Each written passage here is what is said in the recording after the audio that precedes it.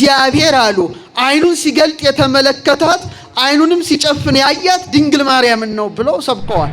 አባ ጊዮርጊስ ምን አለ? አልቦ ዘይበርህ እምጸዳላይ ንኪ ከአይንሽ ጸዳል የሚበራ የለም። ኢቤዚያን በለብል በገጸ ሰማይ በሰማይ ፊት የሚንተገተገው ኮከብ ቢሆን ወይ ባህሪ ዘያንጸባርቅ ዲበረሰ ነገስት በነገስታት ራስ ላይ የሚያንጸባርቀው ወርቅ ቢሆን እንቁ ቢሆን እንዳንቺ አይን የሚያምር የለም። በስመ አብ ወወልድ ወመንፈስ ቅዱስ አሐዱ አምላክ። አቤቱ ጌታችን አምላካችን ንጉሳችን ብርሃናችን ተቀዳሚ ተከታይ የሌለ የአብ ባህሪ ልጅ ኢየሱስ ክርስቶስ ሆይ ክብርና ምስጋና አምልኮትና ውዳሴ ላንተ እናቀርባለን። ንዕድ ክብርት የሆንሽ የአምላክ እናት ቅድስት ድንግል ረድኤትሽ በረከትሽ ከኛ ከልጆችሽ ጋር አድሮ ይኖር።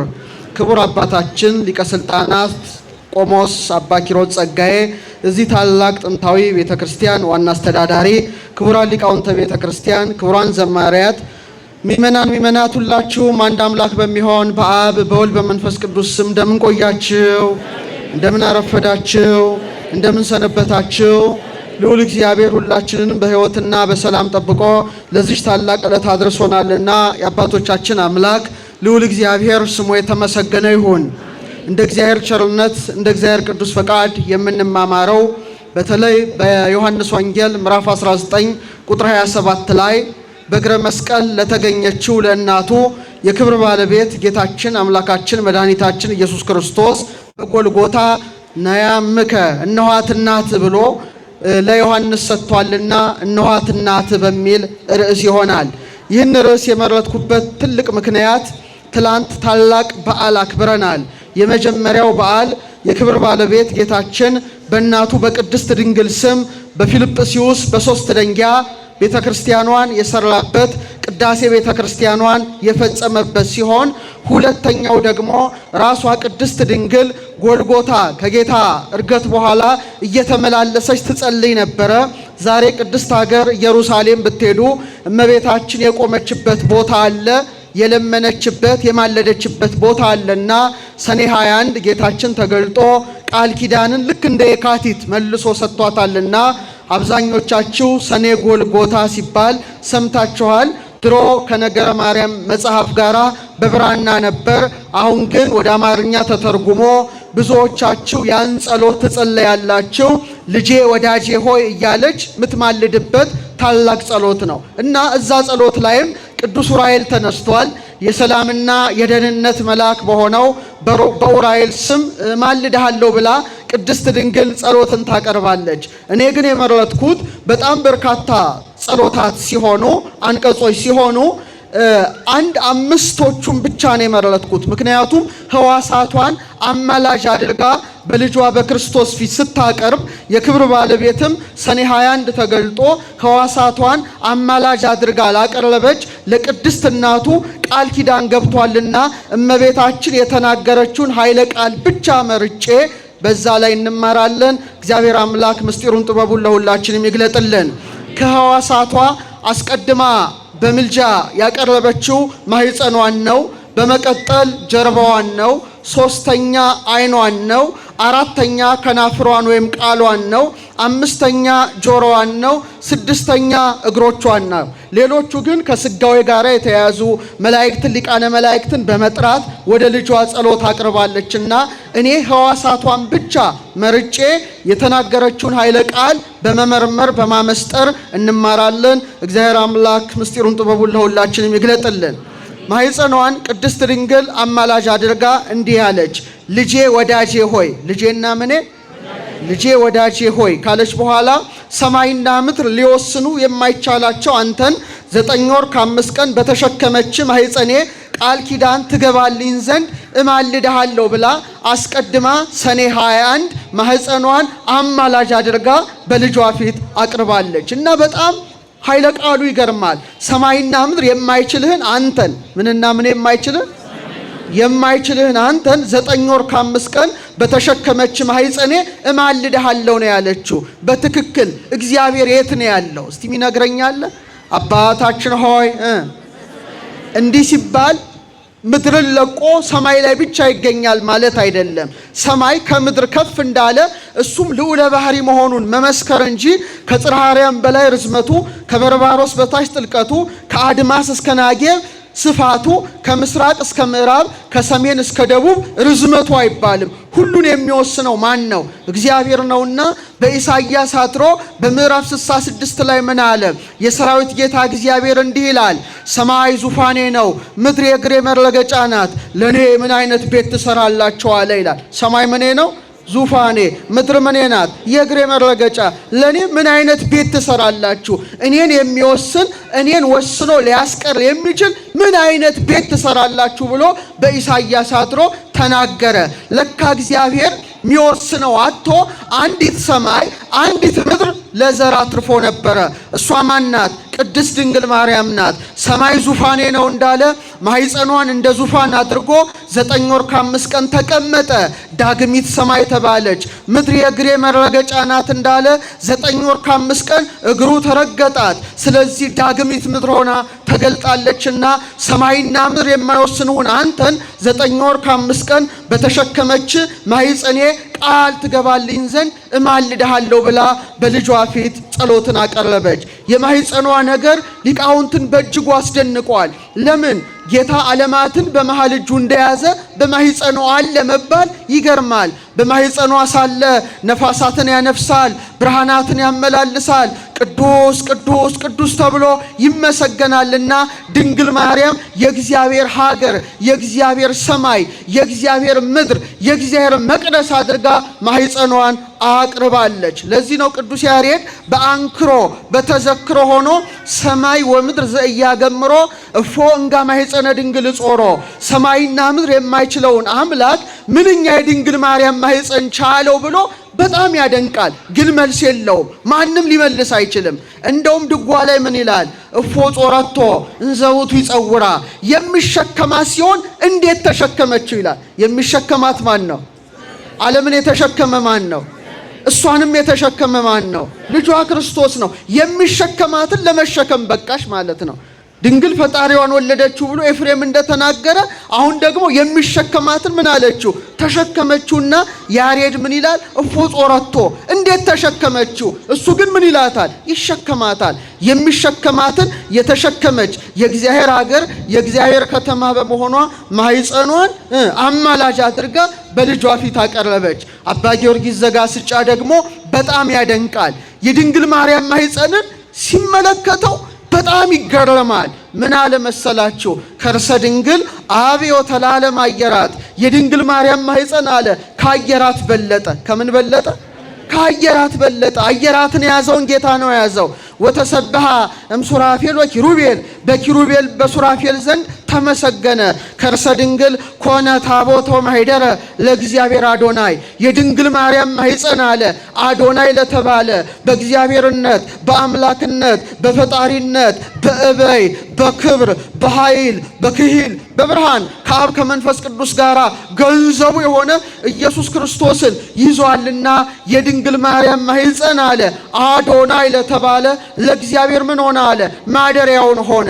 ለዚህ ነው ራሷ ቅድስት ድንግል ሰማይና ምድር ሊወስን የማይችለውን አንተን በተሸከመች ማኅፀኔ ምን እልሃለሁ አለች? ማልድሃለሁ አለች። ቅድም ዘማሪ ሉልሰገድ ሲዘምር እንደሰማችሁት ዳግሚት ሰማይ ሆኖ ማኅፀኗ ማንን ያዘ? ፀሐይን ያዘ። ማንን ያዘ? እስቲ ስለ ፀሐይ ትንሽ ልንገራችሁ። እኔ ባለሁበት የሥነ ፈለክ ዘርፍ ስለ ፀሐይ ብዙ ይነገራል፣ ብዙ ይመረመራል። በፀሐይ ደረጃ አንድ የሚያስደንቅ ነገር ልንገራችሁ። ዛሬ ዓለም ላይ ያለው ትልቁ የጦር መሳሪያ ምንድን ነው? ኒኩለር ነው አይደለ? ኒኩለር ተተኮሰ ማለት ቢሊየንስ ሰዎች ነው እንደ ቅጠል የሚረግፉት ከጨረሮ የተነሳ እና እግዚአብሔር ይጠብቃት ምድራችንን።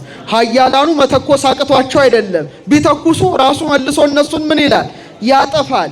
ግን ቢገርማችሁ ወደ ፀሐይ ስትመጡ 100 ሚሊየን ሃይድሮጅንን ወደ ሂሊየም በሰከንድ ውስጥ ሪያክሽን ታደርጋለች ማለት የሚገርማችሁ 100 ሚሊየን ኒውክሌር ቦምብ ማለት ነው። በቅጽበት የምታከናውነው ፀሐይ የ3 ሰከንድ ጉልበቷ ምድር ላይ ቢያርፍ የምድር ውቅያኖሶችን ሁሉ ማትነን ይችላል።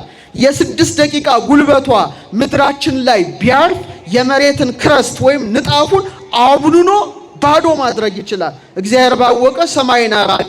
ፀሐይ በ100 ሚሊዮን ኒኩለር ቦምብ የሚያህል ሪያክሽን በቅጽበት ስታደርግ ፀሐይ እንደዚህ ኃያል ስትሆን ድንግል ማርያም ግን ማህፀኗ ያስተናገደው ፀሐይን ሳይሆን የፀሐይን ፈጣሪ ክርስቶስን ነው። ክብር ይግባው ለማህፀኗ።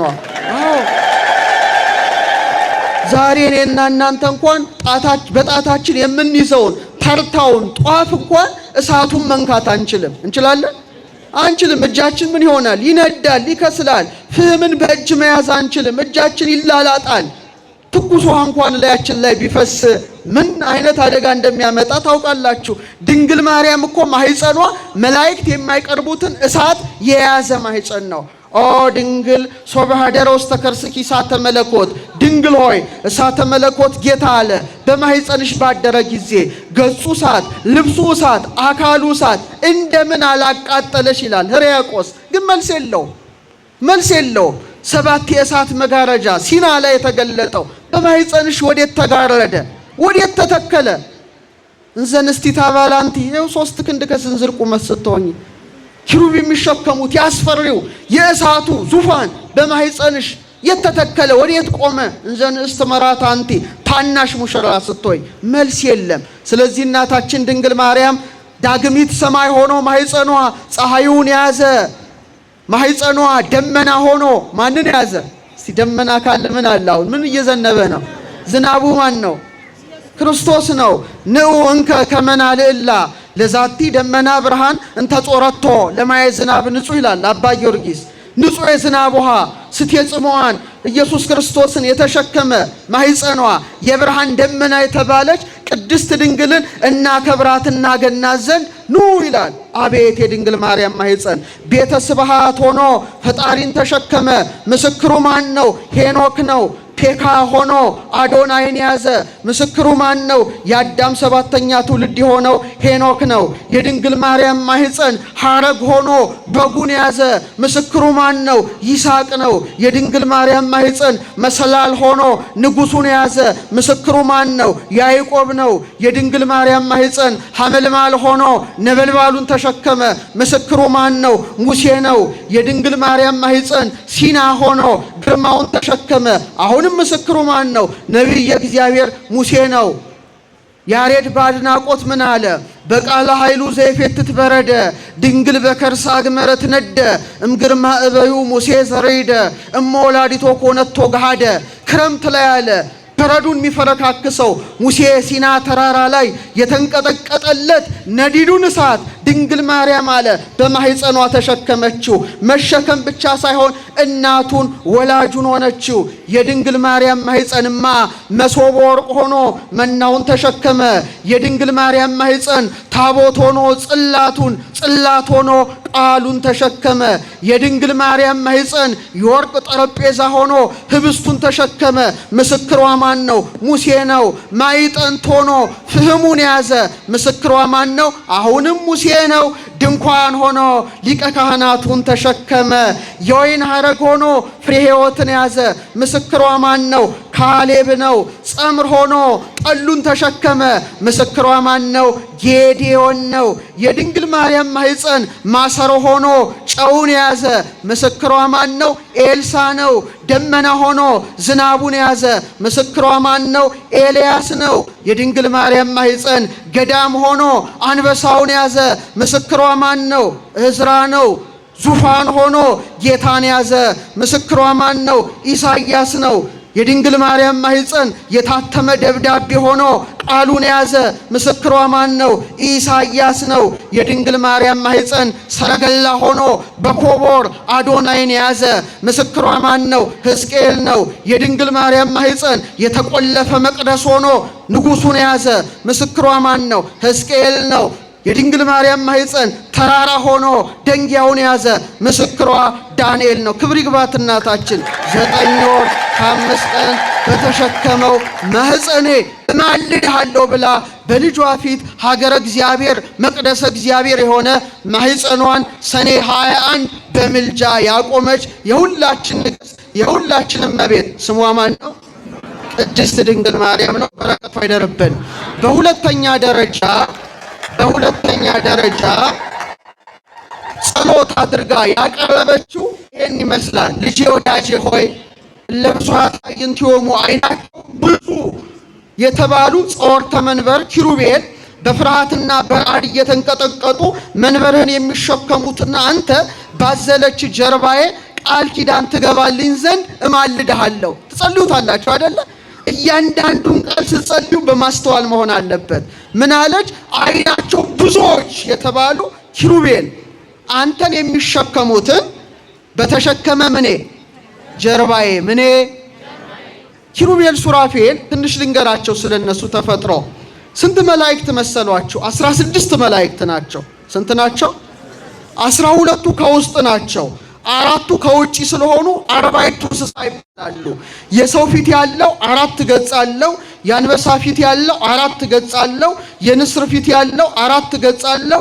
የላም ፊት ያለው መልአክ 4 ገጽ አለው። 4 ሲባዛ 4 16 መላእክት የማንን ዙፋን ተሸክመዋል? በጣም ያስፈራል። የልዑል እግዚአብሔርን ዙፋን ተሸክመዋል። እሳታማ ዙፋን ነው የያዙት እና ይንቀጠቀጣሉ። በፍርሃት በረዓድ መብረቅ ነው፣ ብልጭልጭታ ነው፣ ነጎድጓድ ነው፣ ቀስተ ደመናዊ ብርሃን ዙሪያውን ይከበዋል። እና ኢሳይያስ ተመለከታቸው በምዕራፍ 6 ላይ ኦዚያም በሞተበት ወራት ተመስጦ መጥቶበት ሲመለከት እግዚአብሔር በእነሱ ላይ ተቀምጦ ያየው። እሱን ማየት አቅቷቸው በክሌቱ ክነፊሆሙ ይከድኑ ገጾሙ፣ በሁለት ክንፋቸው ፊታቸውን ሸፍነው፣ በሁለት ክንፋቸው እግራቸውን ሸፍነው፣ ሁለት ክንፋቸውን ወዲያና ወዲያ አድርገው ቅዱስ ቅዱስ የሰራዊት ጌታ እግዚአብሔር ሰማይና ምድር ከጌትነቱ የተነሳ ያስገኙታል። ከቃሉ ጋር ናቸው። በጣም ያስፈራል እና ፊቱን ማየት አቅቷቸው እኮ ነው። ክንፋቸው ከፊቱም መቆም አቅቷቸው ነው በሁለት ክንፋቸው እግራቸውን የሸፈኑት። ዋናው ይሄ ብቻ አይደለም። ሕዝቅኤል ደግሞ ኮቦር በምትባል ወንዝ ሳለ በ30 ዓመቱ ተመስጦ መጥቶበት ተመለከታቸው። መንኮራኩር ይላል ሰረገላ ነው። ያን ሰረገላ መንካት አቅቷቸው በእሳት ምሰሶ ደግፈውታል። በምን ምሰሶ? በእሳት ምሰሶና በጣም ያስጨንቃል ሲመለከተው። እግዚአብሔር ያሳያችሁ። እሳታውያኑ በዚህ ደረጃ በመንቀጥቀጥ ዙፋኑ መንካት አቅቷቸው በእሳት ምሰሶ የሚደግፉትን ጌታ በጀርባዋ በብቸኝነት ያዘለች ማናት? ለዚህ ነው ኪሩባዊ ሰረገላ ትባላለች። እስቲ በሉት። ጣፋጭ ስም ነው። ድገሙት እስቲ። ኪሩባዊ ሰረገላ ይላታል። ስለዚህ አሁን እስቲ እናንተ አወዳድሩ። ማን ይበልጣል? 16ቱ መላእክት ይበልጣሉ ወይስ ቅድስት ድንግል ማርያም? እውነታችሁን ነው? እሺ፣ በብሉይ ኪዳን መንበረ ታቦቱ ላይ ኪሩቤል ነው የሚቀረጹት። በአዲስ ኪዳን ባለችው ቤተክርስቲያን መንበረ ታቦቱ ላይ የምትሳለው ማናት? ለምንድን ነው? እነዛ በዙፋናቸው የሚሸከሙትን ጌታ በምኗ አዘለችው? በምኗ ታቀፈችው? በምኗ ተሸከመችው? እግዚአብሔር ይስጣችሁ። ስለዚህ አባ ጊዮርጊስ በጣም በአድናቆት ሆኖ አነጻጸረ። ንጽጽሩን ልንገራችሁ። ሆተ ብርሃን ላይ አንቲ ታብይም ኪሩቤል፣ አንቺ ያለ ከኪሩቤል ትበልጫለሽ። ወትፈደፍዲም ሱራፌል፣ ከሱራፌልም ትልቅ ያለሽ። ለምን? እስመ ሱራፌል ወኪሩቤል በሰረገላ እሳት ይጸውርዎ። ልጅሽን አለ ኪሩቤልና ሱራፌል በእሳት ሰረገላ ይሸከሙታልና። በምን? በእሳት። ወበምጽናቲው ዘእሳት ይጼኑ መንበሮ፣ ዙፋኑንም አለ በእሳት ምሰሶ ይደግፋሉና። አንቲ ሰጦር ክዮ በከርስኪ፣ አንቺ ግን ያንን አምላክ በማህፀንሽ ተሸከምሽው። ወሃቀፍ ክዮ በአብራክኪ፣ በጉልበቶችሽ ታቀፍሽው። ወሃዘል ክዮ በዘባንኪ፣ በጀርባሽም አዘልሽው ካለ በኋላ ህየንተ ሰረገላ እሳት አብራክኪ ኮና፣ በእሳቱ ሰረገላ ፋንታ ጉልበቶችሽ ሆኑ። ምኖችሽ? እነዛ በሰረገላቸው ሲሸከሙት፣ እናታችን ደግሞ በምኗ ታቀፈችው? በጉልበቶቿ። ህየንተ ምጽናቲው ዘእሳት አእዳውኪ ኮና፣ በእሳቱ ምሰሶ ፈንታ ምኖችሽ ተተኳለ? እጆችሽ ተተኳለ። እነዛ ዙፋኑን በእሳት ምሰሶ ደገፉ። ድንግል ማርያም ግን ዙፋኑን ሳይሆን ዓለምን የሚደግፈውን ጌታ እናቶች፣ አሁን ልጅ ያቀፋችሁ እናቶች በክንዳቸው እንደምትደግፏቸው በእጆቿ አቀፈችው። ክብር ለክንዷ፣ ክብር ለጀርባዋ፣ ክብር ለማህፀኗ፣ ክብር ለሁለንተና አካሏ።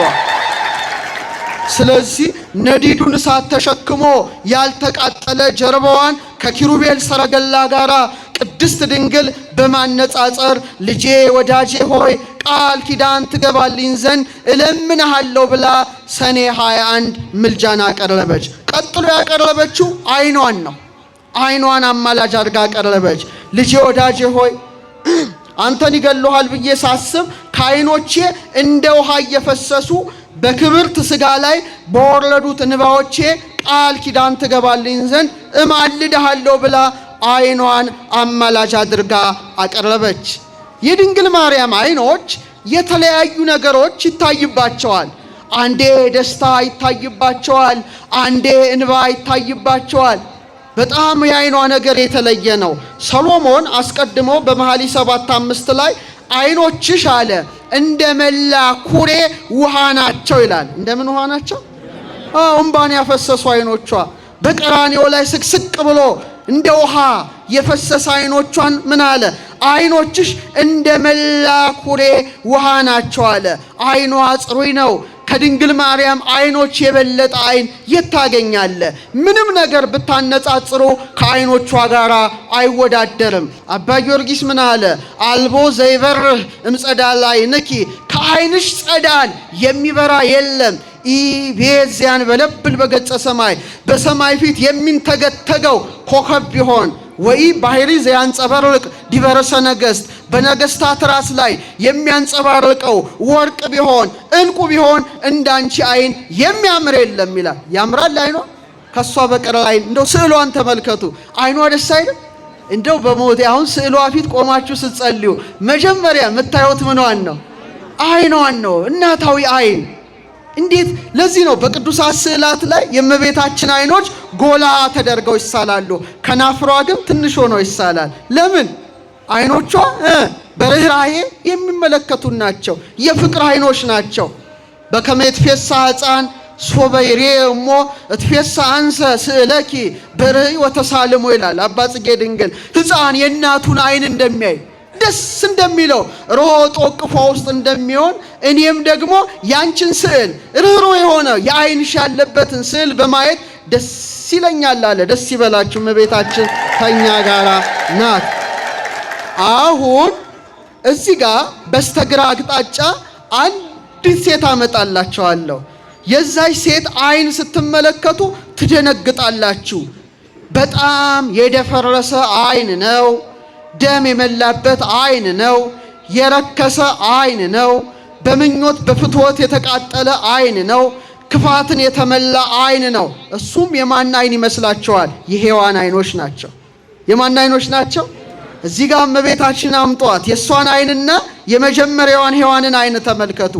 የመጀመሪያዋ ሔዋን አይኗ ምን ያህል የጎሰቆለ የባከነ አይን ነበረ። ምንን ተመለከተ? አትቢ የተባለችውን የተከለከለችውን የዛፍ ፍሬ ተመለከተ። ጎሰቆለ። ለመብል ያማረ እንደሆነ አየች ይላል። እባብን ተመለከተ። ደህና ነገር እንኳን አልተመለከተችም። አካለ ከይሲ ማደሪያ ልሳነ ከይሲ መናገር ያደረገው ማን ነው? ሰይጣን ነው። ሰይጣን ያደረበት እባብን ተመለከተች። በመቀጠል ምን አየች? ራቁቷን መሆኗን። አይቀስብል ራቁት ማሞ የብርሃን ልብስ። ከዛ ሮጣ ጫካ ውስጥ ከባሏ ጋር ለመደበቅ ሞከረች። ይህ ብቻ አይደለም። አይኖቿ ደም አፍሳሹ ቃየልን አዩ። ምን አፍሳሹ? የወንድሙን ደም በግፍ ያፈሰሰ ቃየልን ያዩ የሔዋን አይኖች የደፈረሱ አይኖች ናቸው። የሔዋን አይኖች ሞት የገባባቸው አይኖች ናቸው። የሔዋን አይኖች ፍትወት የገባባቸው አይኖች ናቸው። የሔዋን አይኖች የታወሩ አይኖች ናቸው። የሔዋን አይኖች የጨለሙ አይኖች ናቸው። እስቲ ወደ እመቤታችን ደግሞ እንምጣ። የሔዋን አይኖች በዚህ ደረጃ አስከፊ ሕግ አፍራሽ መሆናቸውን ስናይ ወደ ድንግል ማርያም አይኖች ስትመጡ ግን ወደ ቤተ መቅደስ በገባች ጊዜ ለመጀመሪያ ጊዜ ቅዱስ ፋኑኤልን የተመለከቱ አይኖቿ ናቸው። ክብር ላይ ነው። ፋኑኤልን አዩ። ሰማያዊውን ህብስት አዩ። ሰማያዊውን ጽዋ አዩ። ተርታ ነገርን አይኖቿ አልተመለከቱም። የኢሳይያስን መጽሐፍ አውጥታ ታነብ ነበረ። አይኖቿ የጠሩ የሃይማኖት አይኖች ነበሩ። ድንግል ትጸንሳለች፣ ወንድ ልጅ ትወልዳለች የሚለውን ገጸ ንባብ ስታገኝ ወዮ ከጊዜዋ ጊዜ ደርሼ ወጥቼ ወርጄ ባገለገልኩት አለች። አቤት የእመቤታችን አይኖች! የነ ዘካርያስን ምስጋና አዩ። መላእክት ሲወጡ ሲወርዱ በቤተ መቅደስ ተመለከቱ። ይልቁኑ እባብን ሳይሆን ለብስራት የመጣ ቅዱስ ገብርኤልን አዩ። በጣም ደስ ይላል። ያቺ የሞት መልእክተኛውን አየች ሔዋን። ድንግል ማርያም ደግሞ የሕይወት መልእክተኛውን አየች። ያቺ የሞት እቺ ሕይወት፣ ያቺ የጨለማ ይቺ የብርሃን፣ ያቺ የውድቀት ይቺ የትንሣኤ አይናቸው በፍጹም የተለያየ አይኖች ናቸው። በጣም የሚገርመው ሔዋን ዕፀ በለስን ስታይ ድንግል ማርያም ደግሞ ማንን ያየሽ መሰላችሁ? ዕፀ ሕይወትን። እሱ ማን ነው? ክርስቶስን ነው። የዛች አይኖች የተከለከለውን ዛፍ ሲመለከቱ፣ እቺ ደግሞ ውሃበ ሕይወት የሆነውን የክርስቶስን ፊቱን ተመለከተች። ይሄ አይኗ የተባረከ አይን ነው። መላእክት ሲያመሰግኑ አየች። በቤተልሔም እረኞች ሲያወድሱት አየች። ሰብአ ሰገልን ተመለከተች። በጣም የሚገርመው ግን ቅድም እንዳልኩት እግዚአብሔር በስጋ ሲገለጥ ለመጀመሪያ ጊዜ ያዩት የማን አይኖች ናቸው? የእሱ አይኖች ብቻ ናቸው። ዛሬ እናቶቻችን ልጅ ስትወልዱ መጀመሪያ የምታዩት ማን ነው? እናንተ ናችሁ አለ። ልጁም እናንተን ያያል፣ እናንተም ልጃችሁን በፍቅር ታያላችሁ። የማኅፀኗ ፍሬ ክርስቶስን ስትወልደው ለመጀመሪያ ጊዜ እግዚአብሔር ወልድን በስጋ ያዩ የእሱ አይኖች ናቸው። ታሪክ ተገለበጠ። ኪሩቤል በሁለት ክንፋቸው ፊታቸውን ሸፍነው እንዳያዩ ሲንቀጠቀጡ፣ ድንግል ማርያም ደግሞ በክንዷ አቅፋ በፍቅር አይኗ በቤተልሔም አየችው። ክብር ለአይኗ፣ ክብር ለአይኗ። እና አንድ ሊቅ ምን አሉ መሰላችሁ? አጭር ስብከት ሰብከው ወርደዋል። ባህር ማዶ ሊቅ ናቸው። እግዚአብሔር አሉ አይኑን ሲገልጥ የተመለከታት አይኑንም ሲጨፍን ያያት ድንግል ማርያምን ነው ብለው ሰብከዋል። ምን ሲገልጥ ያያት?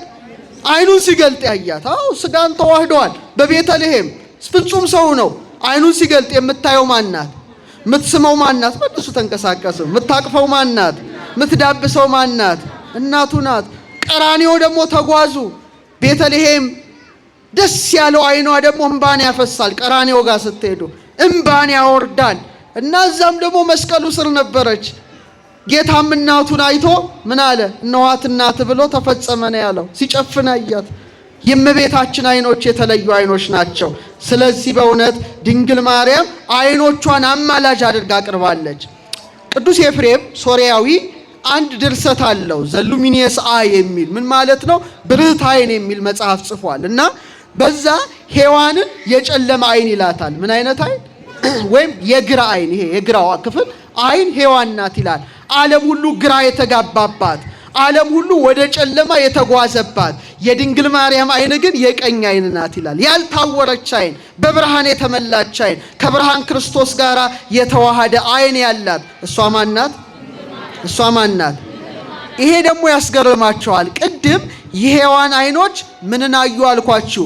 የወንድሙን ደም ያፈሰሰውን ማንን አዩ? የማንን ደም ያፈሰሰውን? ነፍሰ ገዳዩን ቃየልን ሲያዩ፣ ድንግል ማርያም ደግሞ ለወገኖቹ ደሙን ያፈሰሰውን መድኃኔዓለምን አየሽ ማለት ነው። የተለያች ያቺ አይን የጎሰቆለች ናትና በእውነት እንባል ባፈሰሱ አይኖቿ አማላጅ አድርጋ ሰኔ 21 ድንግል ማርያም ጸሎትን አቀረበች። በመቀጠል ደግሞ እንዲህ አለችው፣ ልጄ ወዳጄ ሆይ ምንም ሊቀርብም አይችል አንተን በሳሙ ከንፈሮቼ ቃል ኪዳን ትገባልኝ ዘንድ እማልድሃለሁ ብላ ቃሏን ከናፍሯን አንደበቷን አማላጅ አድርጋ በክርስቶስ ፊት አኖረች። አቤት የእመቤታችን ከናፍር! ከንፈሮችሽ አለ ሰሎሞን እንደ ቀይ ሐር ፈትል ናቸው ካለ በኋላ ንባብኪ አዳም ንግግርሽም ያማረ ነው ይላታል። ንግግርሽ ምንድነው? እንደውም ሰሎሞን ቀጥሎ መኃልየ 4:12 ላይ የማር ወለላ ከከናፍርሽ ይፈሳል አለ። የማር ወለላ ከምን? ከከናፍርሽ ካለ በኋላ ሐሊብ ወማርም ታሕተ ልሳንኪ ከአንደበትሽ በታች ማርና ወተት አለ። ምን ማለቱ ነው? ማር ወተት ማለት አይደለም። በማር የተመሰለች ኦሪት፣ በወተት የተመሰለች ወንጌልን የሚናገር የማን አንደበት ነው? የድንግል ማርያም አንደበት ነው። በረከቷ ይደረብን። አሁንም ያችን ሴት እናምጣት። ማናት? ሔዋንን እዚህ ጋር አርጓት። እመቤታችን እዚህ ጋር አርጓት። የሔዋን ከንፈር ልብ አድርጋችሁ ስታስቡት ምን በላ? የተከለከለውን የዛፍ ፍሬ የሞት ፍሬ ተመገበ። አንድ ከማጋ ተነጋገረ? አፏ ከእባብ ጋር። እስቲ ድገሙት። ደስ አይልም? ከእባብ ጋር የተነጋገረ አንደበት ነው። ሞት የገባበት አንደበት ነው። ጉስቁልና የገባበት አንደበት ነው። ጨለማ የገባበት አንደበት ነው። የድንግል ማርያም አንደበት ግን ከማጋ ተነጋገረ? ከቅዱስ ገብርኤል ጋር። ክብር ይግባው አንደበቷ ለምስጋና የተከፈተ። አቤት ደግሞ ስትጠይቀው እኮ መልአኩን አይታችኋል? ሔዋን ጅል ናት፣ ሞኝ ናት። ምንም እንኳን አልተከራከረችም። ይሄን ብትበሉ አምላክ ትሆናላችሁ ሲል እንዴ ቅጠል በመብላት አምላክነት ከተገኘ ለምን አንተ በልታ አምላክ አትሆንም? መልስ ነበር አይደል? አይናችሁ ይከፈታል ሲል እውራን ነን ቢሉ መልስ ነበረ። በሞኝነት በጅልነት ከእባብ ጋር የተነጋገረ ከንቱ ከንፈር ነበረ። እመቤታችን ግን አስተዋይ ናት። ተከራከረችው መልአኩን። እንደ ዘካርያስ በመጠራጠር እንደ ኒቆዲሞስ በመከራከር አይደለም። ብልህ ናት፣ አስተዋይ ናት። ትጸንሻለች ሲላት እፎኑ እንዴት ይሆናል አለች። አያችሁ ምን ያህል ድንግልናዋ እንደተጨነቀች። እንዴት እኔ ወንድ ሳላውቅ ዘንተ ትቤ ድንግል በእንተ ዘያርገው ውስተ ልባ ህሊና ጎለሜው እኔ አላደርገውም። መልአኩ ግን መለሰ ያንቺ ጽንስ እንደሌሎች አይደለም ብሎ ነገራት። መጨረሻ ለእግዚአብሔር የሚሳነው ነገር ልክ ስትል በሔዋን አፍ ሞት እንደገባ ይኩነኒ በከመ ትቤለኒ እንደ ቃልህ ይደረግልኝ በሚለው በድንግል ማርያም አንደበት ደግሞ ሕይወት ፈሰሰ፣ ሕይወት ገባ። ጨለማው በብርሃን ሞቱ በሕይወት ውድቀቱ በትንሣኤ ተተካ። የዓለም ታሪክ ተገለበጠ። ኦርቶዶክሳውያን የዓለም ታሪክ ተገለበጠ። ዛሬ ሴቶች ስለ አንደበት ሳነሳ አንድ ነገር ልንገራችሁ፣ የሚያስደስት ነገር። ሔዋን የዘጋችውን አፍ ይላል ያዕቆብ ዘስሩግ። ሔዋን በዝምታ የጠመጠመችውን የሴቶችን አፍ ድንግል ማርያም ግን ፈታችሁ ይላል። ምን ፈታችሁ? ሔዋን ከእባብ ጋር በመነጋገሯ ሴቶች ሁሉ ወድቀው ነበረ። ከሞት መልእክተኛ ጋር ተነጋገሩ እንጂ ከሕይወት መልእክተኛ ጋር አልተነጋገሩም። የሞት ፍሬን በልታ ለባሏ አብልታ የውድቀት ምክንያት ገነትን የማጣት ምክንያት ስለሆነች ሔዋን አንሳ ነበረ። አንሳ ሴቶችንም አሳነሳ። የሰማችሁ ነው ሴቶች። ድንግል ማርያም ግን ያን ታሪክ ገለበጠችው። ያ የተዘጋው አፋችሁ ዛሬ እልልታን ያቀርባል፣ ምስጋናን ያቀርባል። ደስ ይላል። ደስ ይበላችሁ ሴቶች። ይኩነኒ በከመ ትቤለኒ እንደ ቃል ይሁንልኝ ይደረግልኝ የሚለው የሕይወት ቃሏ ነው የሴቶች አንደበት እንዲከፈት ያደረገው። የማን አንደበት? የማን አንደበት? እንደውም ኤፍሬም ሲያነጻጽር ምን ይላል መሰላችሁ? እመቤታችን ለሴቶች መመኪያ ሆነች፣ ለሁሉም ሴቶች አለ። ለምን? አንድ ሳይቀር። ሴቶች ሁለት ነገር ነው ሊሆኑ የሚችሉት፣ ወይ ድንግል ይሆናሉ ወይ እናት ይሆናሉ። ከዛ ውጭ ይወጣሉ እንዴ? ያ ሌላ ነውር ነው። ወይ ድንግል ናቸው ወይ እናቶች ናቸው። እሷ አለ ድንግል በመሆኗ ለደናግል ሴቶች ሁሉ መመኪያ ናት አለ። እናት በመሆኗ ደግሞ ለወለዱት እናቶች በሙሉ መመኪያ ናት አለ።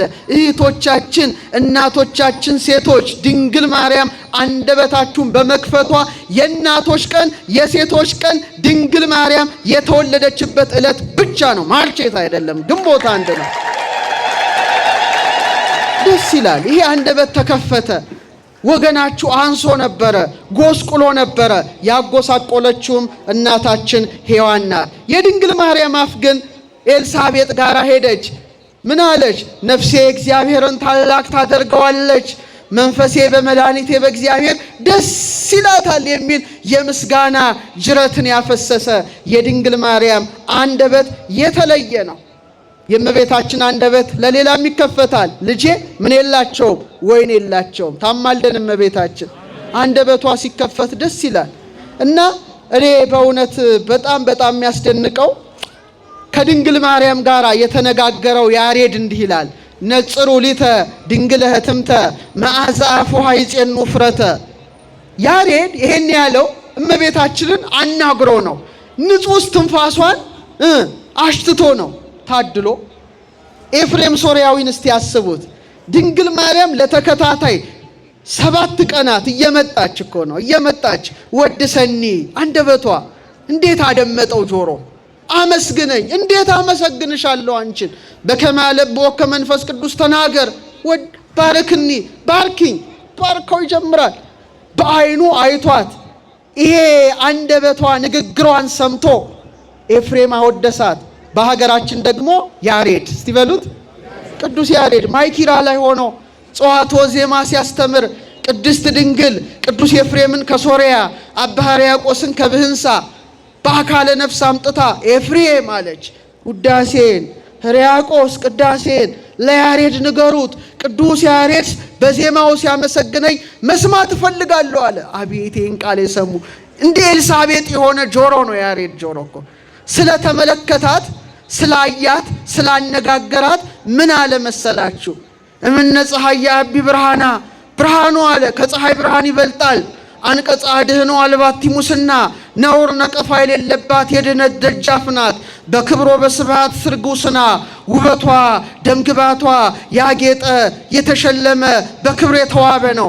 አማን በአማን መሶብ ዘመና እውነት በእውነት መናውን የያዘች መሶበ ወርቅ ናት። ነጽሩ ሊተ ድንግል ህትምተ መዓዛ አፏ ይጼኑ ፍረተ ያፏ መዓዛ አለ እንደ ሽቱ የሚያውድ እንደምን የሚያውድ አረ ድገሙት እንደ ሽቱ የሚያውድ ድንግል ማርያምን እስቲ ተመልከቱልኝ አለ። ክብር ይግባው ይሄ አባት ይዋት ይላል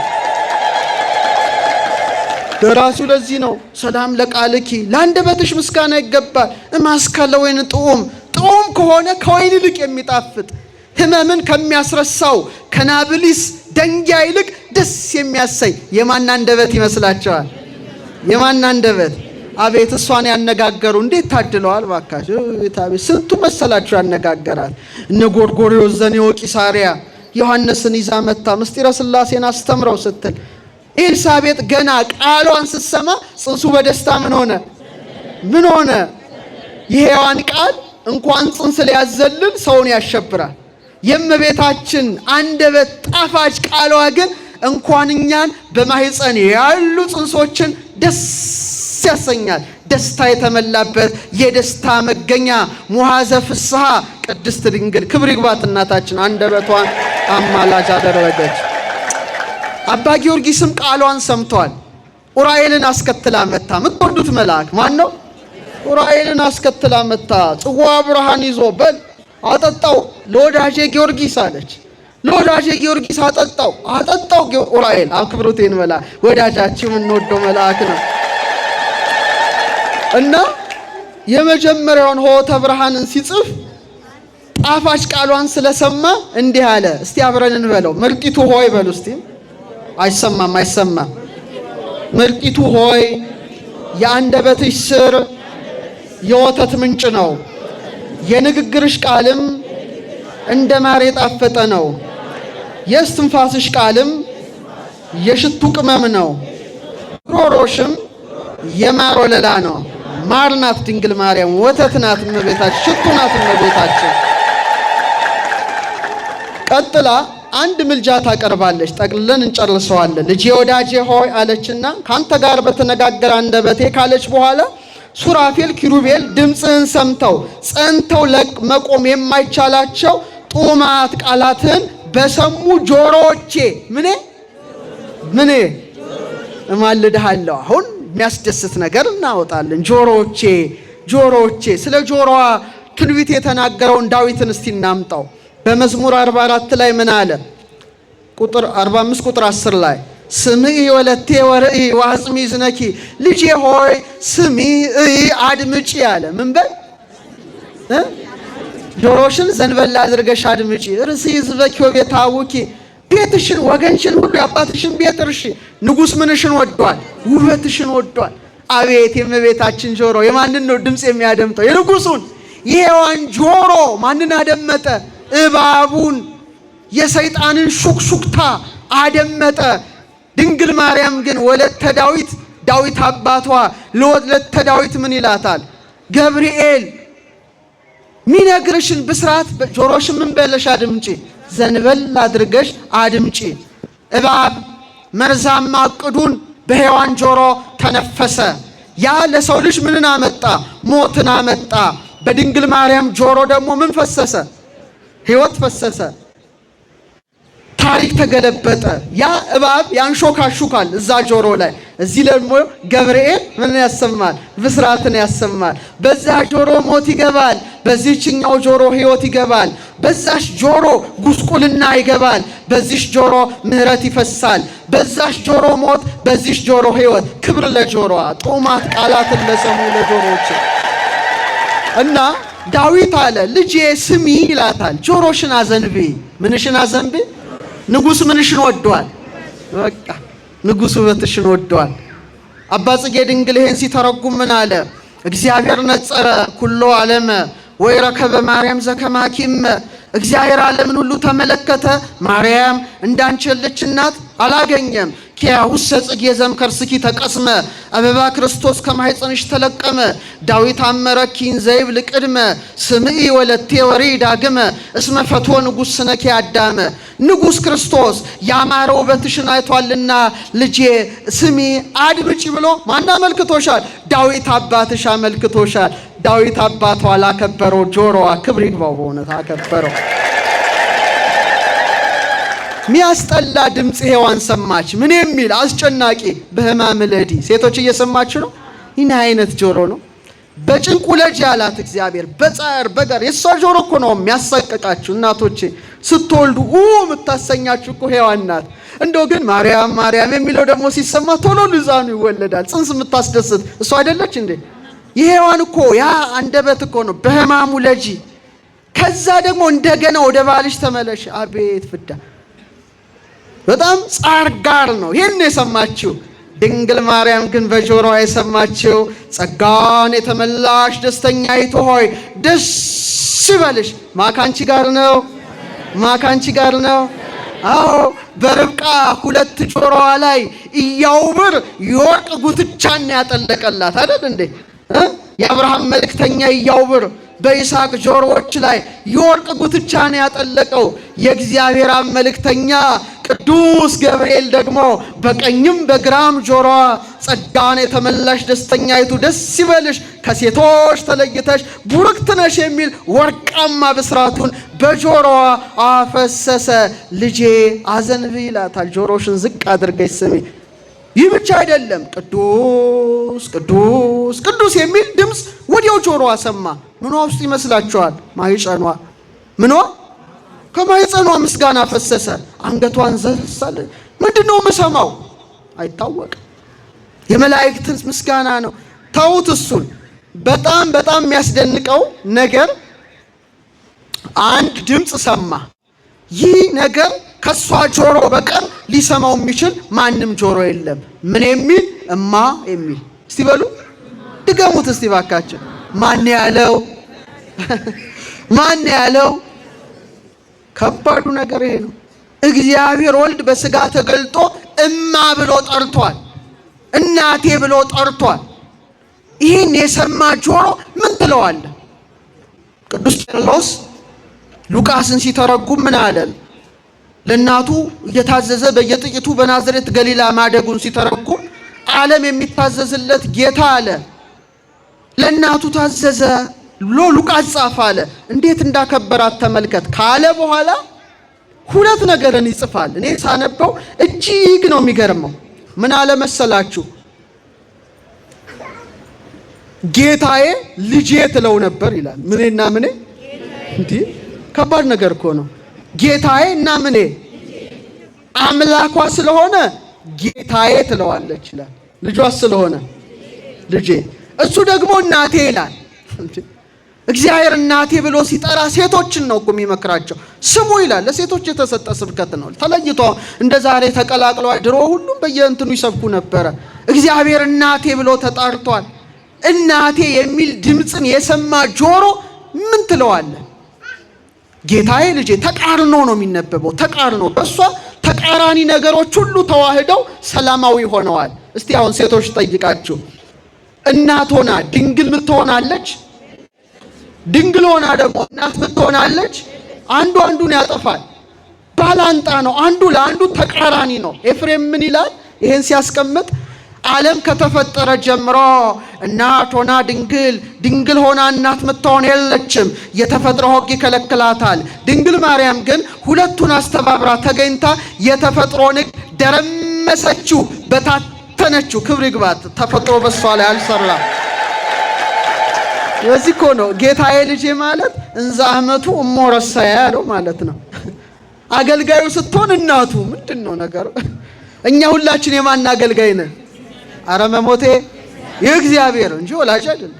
እሷ ግን ልጄ ማለት ስልጣን አላት። ልጄ ወዳጄ ማለት ስልጣን አላት። እስቲ ሌላ ልንገራችሁ ያስደንቅ እንደው እግረ መንገዴን ነው። እስቲ ወተት በሉ እስቲ ድገሙት።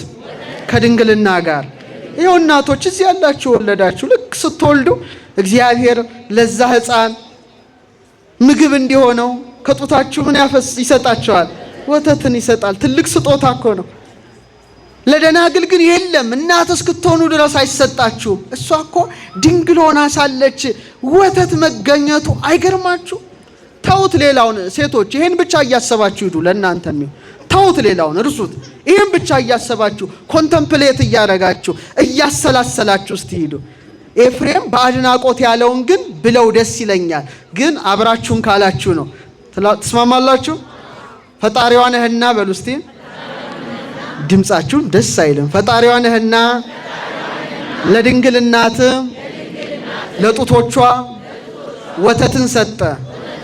ልጇ ነህና ከሰጣት ወተት መልሰ ጠባ። አስተዋላችሁ ሴቶች? ፈጣሪዋ ስለሆንክ ለደናግል ወተት አይሰጥም አይደል? ፈጣሪዋ ስለሆንክ ወተትን ሰጣሃታል። ግን አለ ልጇ ስለሆንክ ደግሞ ከሰጣሃት ወተት መልሰ ምን አለ? ጠባ። ድንግል ለአንተ ለሁሉ መጋቢ የተውሶ ወይም የብድር ወተት ሰጠች። የምን ወተት? የዋሳት ማን ነው?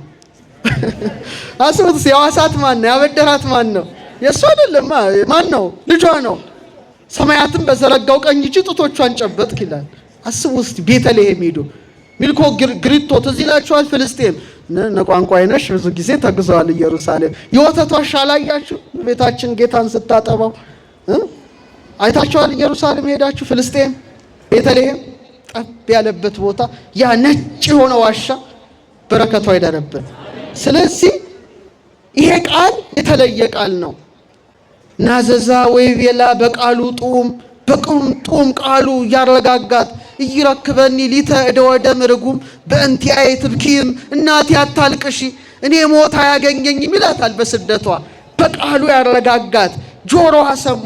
ይህ ብቻ አይደለም፣ ቀራንዮ ላይ ደግሞ እኔና እናንተ ዮሐንስን ለምንመስል ሁሉ እነሆት እናት እነሆ ልጅሽ የሚለውን ታላቅ ቃል ከጌታዋ ሰሙ። ደስ ይበላችሁ። አቤት ደስ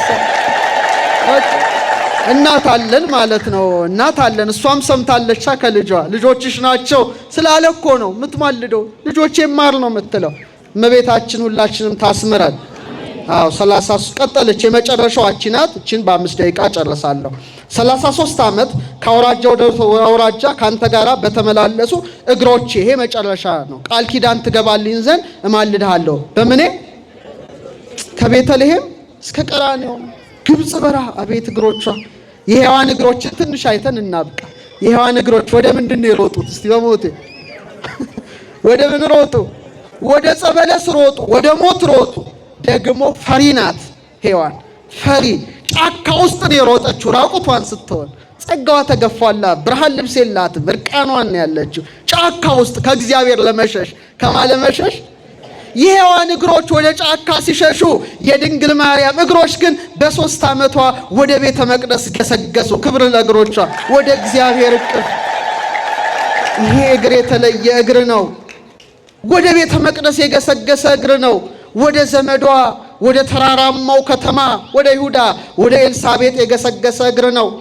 ልጇን ለመውለድ ለዓለም ለመስጠት ወደ ቤተልሔም ወደ ከብቶች ስፍራ የገሰገሰ እግር ነው። በ40 ቀኑ ደግሞ ጌታን ታቅፋ ወዴት የገሰገሰ እግር ነው?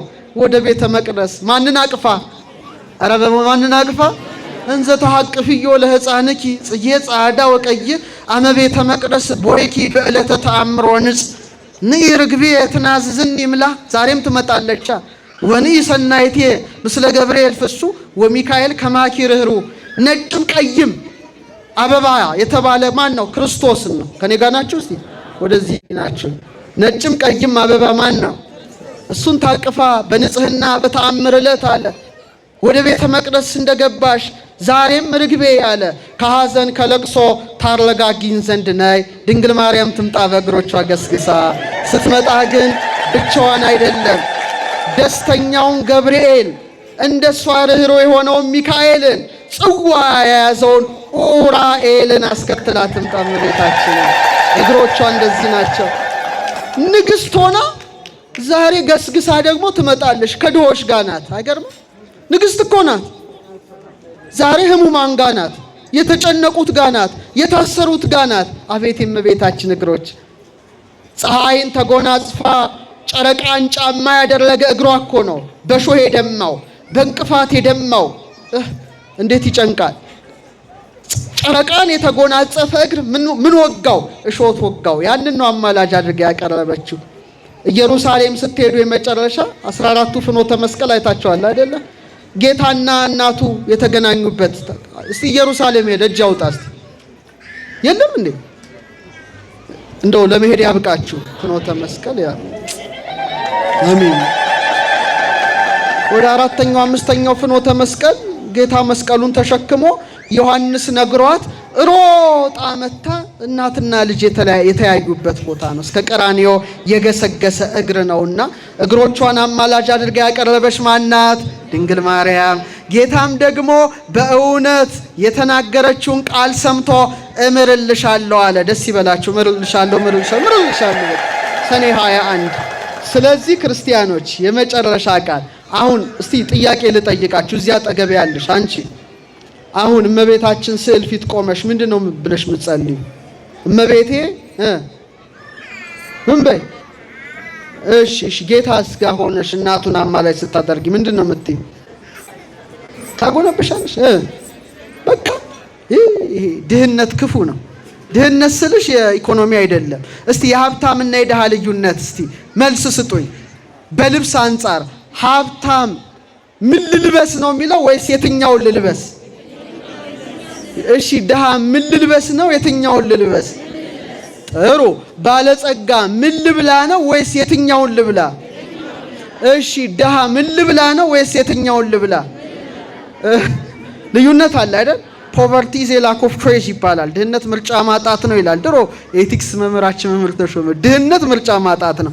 ታዲያ ምርጫ እኮ አላችሁ። አሁን ተክለ ሃይማኖት ኡራኤልን አማላጅ አድርገሽ እስቲ አቅርቢ። ኡራኤል ከምን አማልደኝ?